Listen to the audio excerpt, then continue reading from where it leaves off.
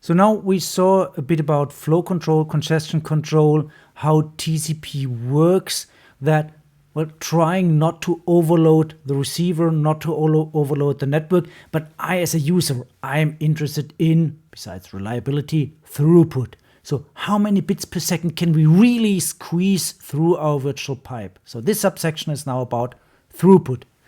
Okay, so what is the average throughput of TCP? If we have a certain window size, we have the MSS, we have the round trip time, and we have the packet loss rate. So plus we have the link layer throughput, etc.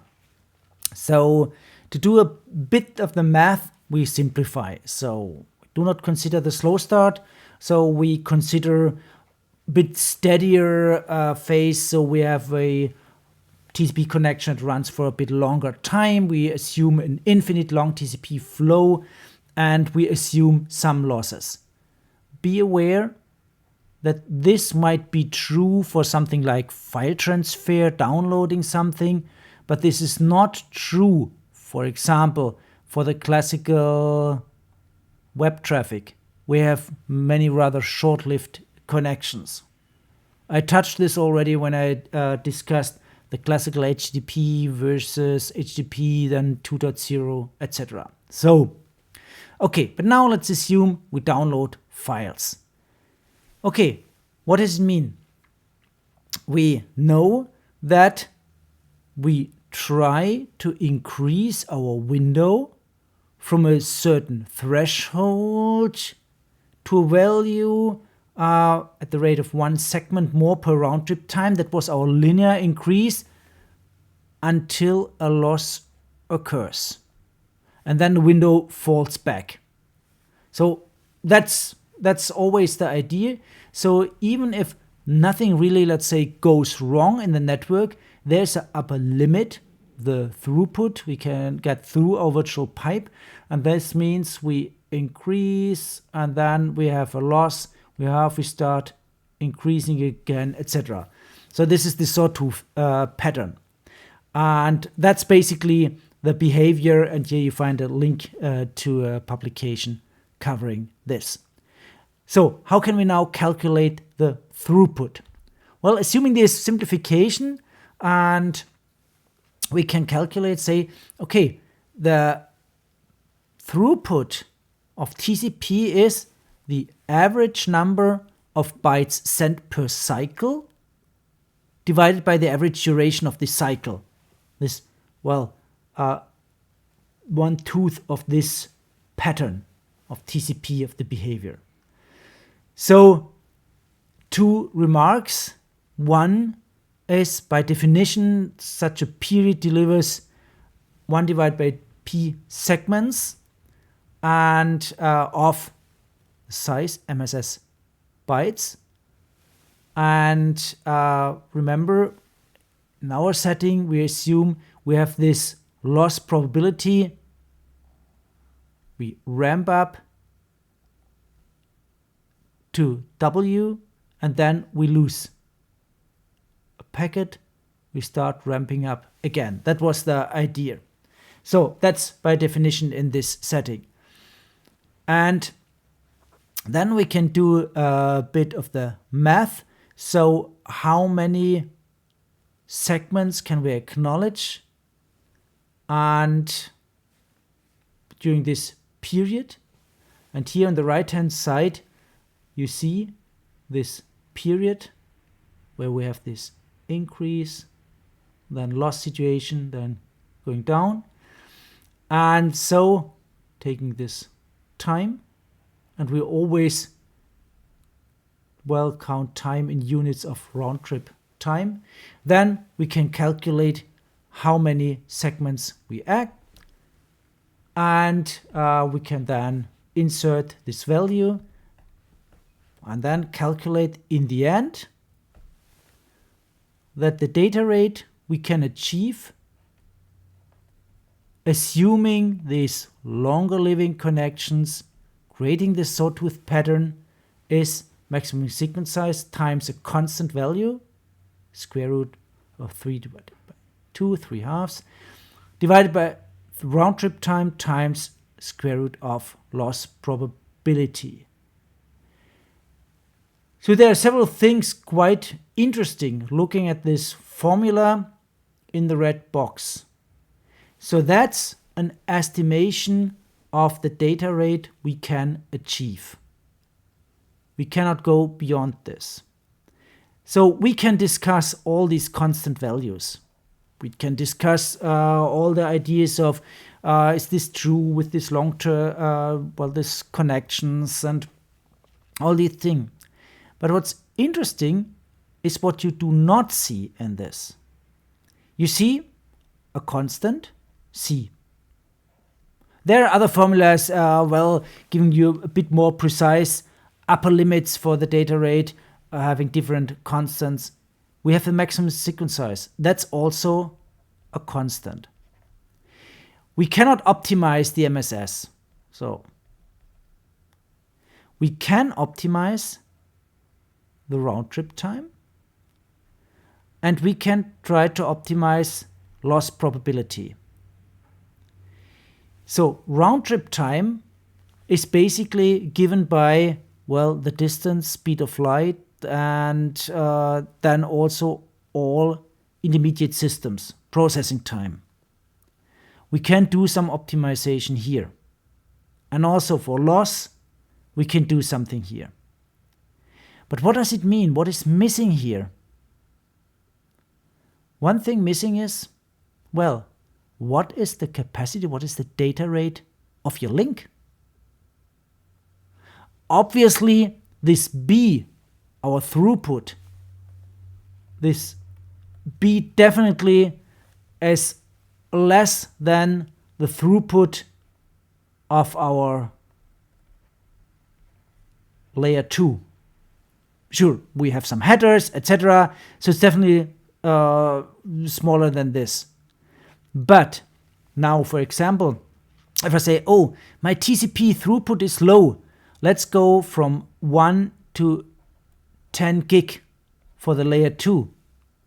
Does this influence the formula? No, not at all. The formula says in the end, the data rate we achieve in TCP depends on round trip time and loss probability, because the other parameters are constant. So it doesn't make any sense to increase your layer 2 throughput, to buy a new fiber, as long as round trip time and loss probability are high. Some examples. So now let's assume we have our segment sizes, 1500 byte segments with a certain round trip time, and we want to achieve 10 gigabits per second throughput. Now we ignore all these headers, etc. That's just rough numbers. So if we ignore packet loss, it's simple. We can say we have this threshold divided by round trip times, and then we will see, now the receiver window is the bottleneck, and we have to increase the receiver window.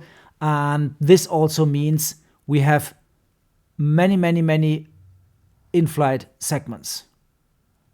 Okay. What does it mean? Let's assume you start such a connection with this setting, with a huge receiver window. If you really want to use the 10 gigabit per second, you have to burst this 125 megabytes into the network.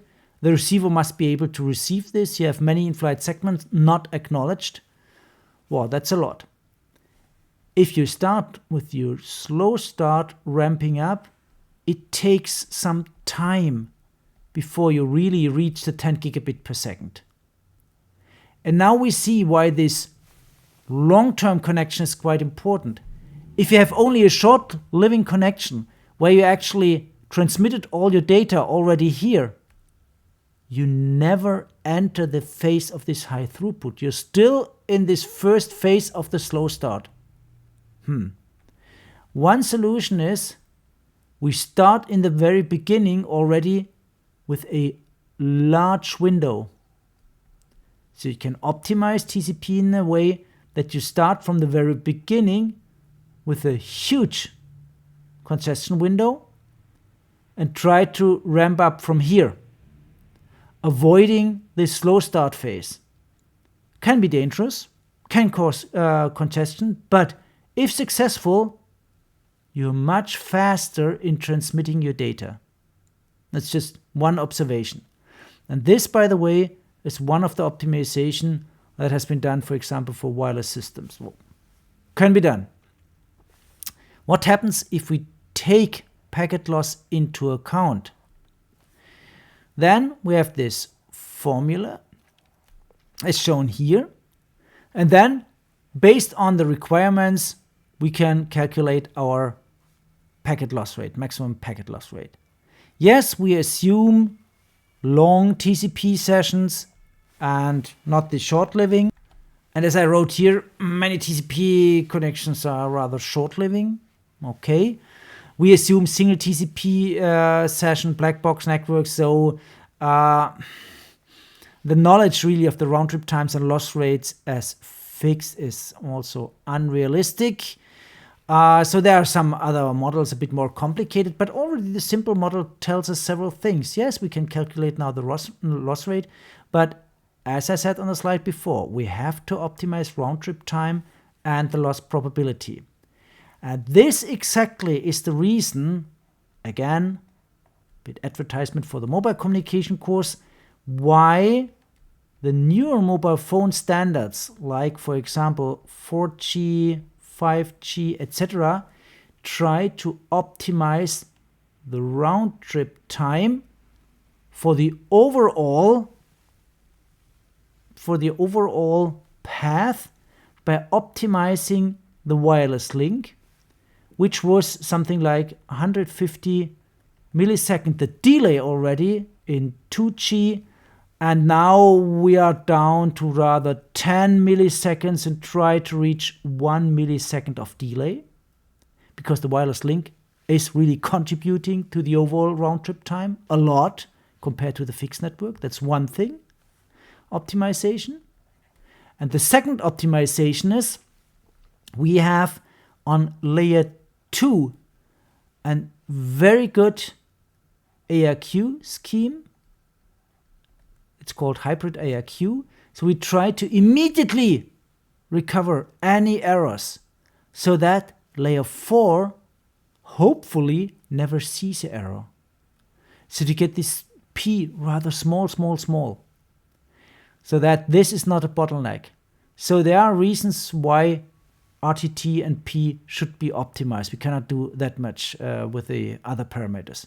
Because otherwise, if you don't do so, it's not worth investing in high speed, high data rate, whatever super duper layer 2 links. TCP can simply not use them. Additionally, we have all these problems that all these long TCP sessions are not realistic, etc., etc. This is one of the reasons why in the end newer protocols like QUIC have been invented for certain applications. Not for long-term downloading of data, but rather for these short-lived web connections.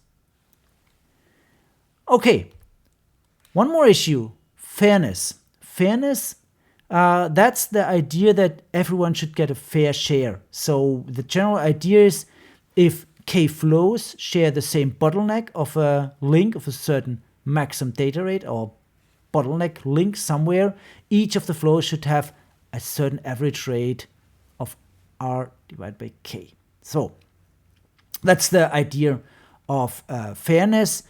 There are different ways how you can then create fairness, and so for example, what's the time scale, and what are different TCP versions? Are they all, well, do they all offer the same type of fairness? So there are several issues with this. What is really fairness in this context? So why should it be fair? Well, because in the end, the network should be neutral when it comes to different TCP connections and should not favor one TCP connection over another. From a, user point of view, maybe there could be some other reasons that say, okay, please prefer my TCP connection, but the network should treat all connections the same. So why is this TCP fair? And what is the ideal situation? Well, one ideal situation, if you look at, let's say this is your throughput you have somewhere over time, then in an ideal case, if you have one connection, this is the max you can get through, this single connection will sooner or later come close to this max throughput. We saw this zigzag pattern, but now let's assume that's what we get.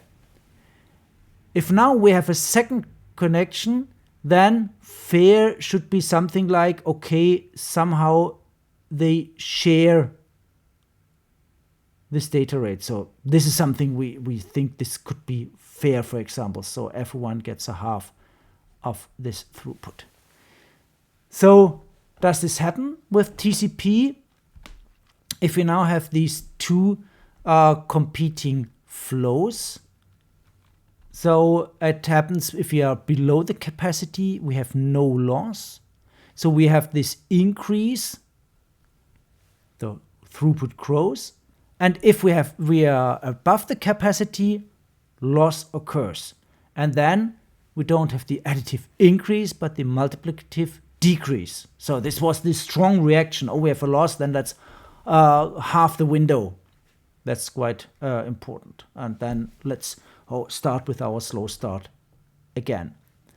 In the end, everything should converge to this equal bandwidth sharing. So that's the idea. And you see in the diagram the throughput of connection 1 and the throughput of connection 2. In ideal case, connection 1 without any connection 2 would start and then come closer and closer and closer and closer to R if we really want to use and if we really can use the full resource, and then we would stay here somewhere. So that's the idea, and then having this zigzag sawtooth pattern. This is if we only have one connection. And the same is true if we only have connection 2. Then connection 2 tries to use the whole bandwidth and would stay somewhere up here. So that's the idea. But what happens if we have both two connections? Then, well, we have a situation like this, that both connections will increase their throughput. You see, connection 1 increases the throughput because this is the overall throughput. So we go in this direction and we go in this direction. So overall the throughput goes as shown here until, well, we cross this line of maximum resource, and then we experience a packet loss. Both connections will experience a packet loss and try then also to recover from this. Try again, and you see when we first start this connection 1, starting with a higher throughput, you see here connection 1, that was our starting point. We started for connection 1 with a higher throughput compared to connection 2, which is unfair because in the ideal case we should have both the same share, which would be somewhere here in the middle for both connections. And you see that this TCP is now by this additive increase and multiplicative decrease zigzagging in the long run towards this ideal situation. So sooner or later we will reach this fairness line. Fairness line, that means both connections get the same throughput. Okay, so that's the idea of TCP, but again, be aware this is only true if we have long living connections. Are not this just for exchange of some 100 bytes or some kilobytes and that's it. So, okay. But what is the problem if we do so? you saw that both connections increase their throughput. And then congestion happens. We're at the limit of our bottleneck resource, and loss is experienced by both TCP flows. These are different TCP flows. And the problem now is that you synchronize the packet loss. And it can be the case that we underutilize the overall resource. So how does this happen? Look at this example that we have a certain bottleneck rate. So this was our upper limit R. And then we have our two flows. First, flow 1 starts, and we are still, as aggregate, we have only one flow, no problem. Then flow 2 also starts, flow 2, flow 1. We sum the throughput here, this plus this, we reached here. And then, as on the slide before, we reach this line of the maximum available resource, our bottleneck rate. And then those two connections will experience loss. React appropriately, this is our sawtooth pattern. And sooner or later, yes, we are fair, both suffer the same, both will have the same data rates, but you see, we synchronize more and more. But what does it mean?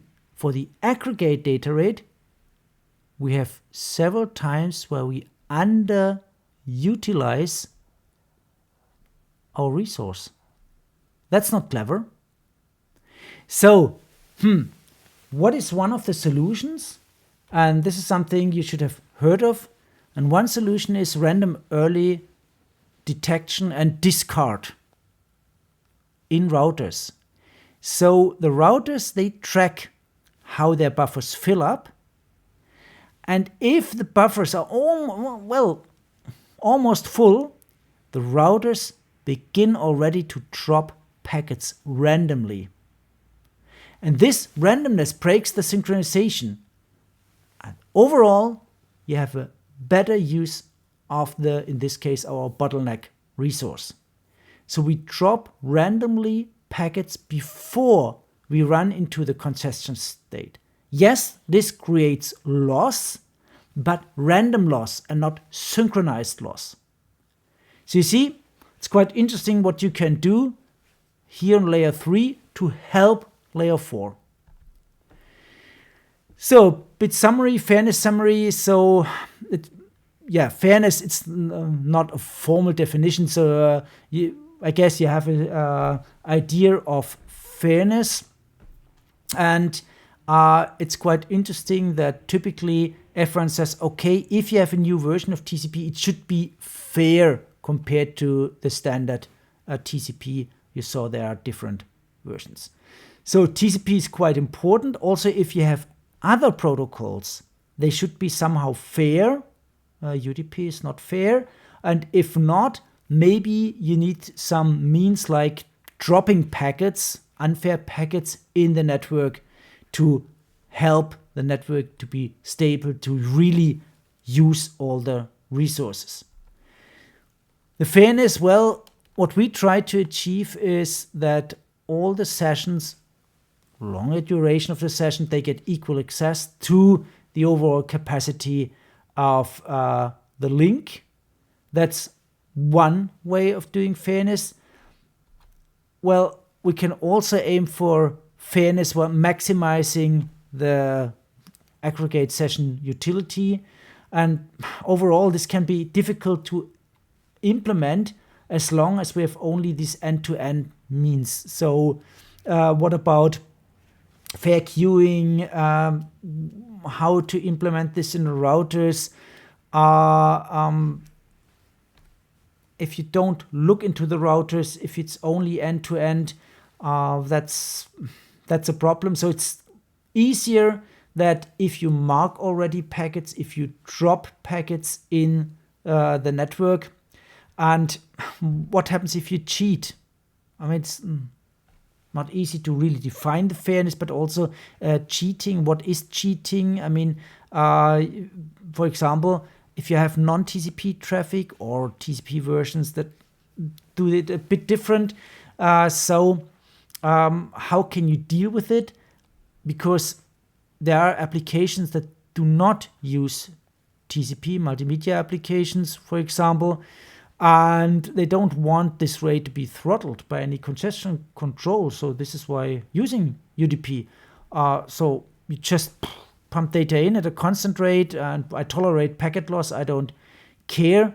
So what about TCP friendliness? How can they live with TCP flows? And one way to think of is, okay, at least they should compare in some kind of fair manner with TCP. So, for example, they should also behave like TCP. So that's the idea, behave like the congestion control. So somehow the bandwidth is proportional to this formula. There are protocols like this. TCP is an example, but this never really took off. So what about fairness and parallel TCP connections? So one is protocols are non-TCP, one is parallel connection. So yes, I mean, if you want to have higher data rate, then open new parallel connections. This actually, this has been done in browsers since many years, not using only one, but using several TCP connections. If you have multiple flows, like web browsers do, what happens? So if you support a certain number of connections, then typically if you have one of the connections, so, well, the 10th, then what you get is 1/10 of the rate. So already you have support already 9, now we have the 10th. Okay, but so why not just opening more TCP connections? Then suddenly you get half of the rate. So that's not fair. At least we wouldn't consider this as fair. How do we enforce fairness? But these are all mechanisms used for, creating higher data rates for the users, for the browsers, showing that, look how fast my browser is. Yes, I mean, if you use more TCP connection, you're unfair compared to others, but okay, that's the way it is. Some questions. So if you look at TCP, these long TCP flows, what should you optimize to really get your max throughput? And what is not worth looking into as long as you haven't optimized those parameters? And then I mentioned several times these long flows. What happens if you have only very short-lived connections? Just half a second, something like this, second. So what happens with them? What happens to the TCP mechanisms? We talked about fairness. What is TCP fairness? What do we mean by fairness? Why do we have this synchronization effect? And what happens if we synchronize? And what happens to the overall data rate, for example? What can we do against this behavior? And if we talk about fairness all the time, so how can we enforce this? Can we enforce this? And what do some implementations do against this type of fairness to actually achieve higher data rates?